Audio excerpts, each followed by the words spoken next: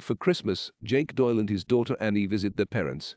For Christmas, little Annie begs her father for a smartphone. The father relates a narrative about how he desperately desired a Nintendo Entertainment System (NES) gaming console as a child, while explaining to his daughter why she won't be receiving a phone. Timmy Keene, a boy from a wealthy family, was the first student in Jake's class to own a set-top box. A group of kids would congregate at his house every day, and he would decide who would be let inside to use the console that day from among them. Soon after, he acquired a Power Glove controller that was designed to give you a competitive edge. However, in practice, the glove proved to be a difficult and confusing tool to use. Timmy was playing a fighting game on the console, and the glove caused him to lose to a girl, which irritated him. He shattered the TV set in a fit of wrath, paralyzing the dog in the process. Jake made the decision that he wanted his own gaming console, but he was unable to persuade his parents to buy him one for Christmas.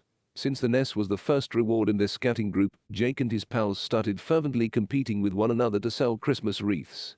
Jake's sister had to persuade her parents to buy her a rare Cabbage Patch Kids doll for Christmas after she had informed him where to find lots of elderly folks to sell them wreaths.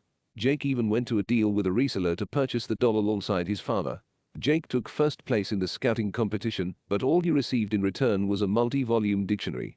It turned out that Timmy's parents had begun a movement against video games and had inspired other parents to do the same. The youngsters devised a fresh scheme. They made the decision to work together to sell their valuable baseball cards in order to raise money for a single console for the entire group. During a field trip to Chicago, they devised an entire special operation to purchase the console, but the ice caused the console to fail beneath the wheels of a school bus. Jake didn't have any gifts when Christmas arrived. On the other hand, his father had built a tree fort in the front yard as a surprise for him. The following year, after spending the entire summer working on the golf course, Jake purchased a set-top box for himself since that fort and his father's affection were the nicest gifts he had ever received.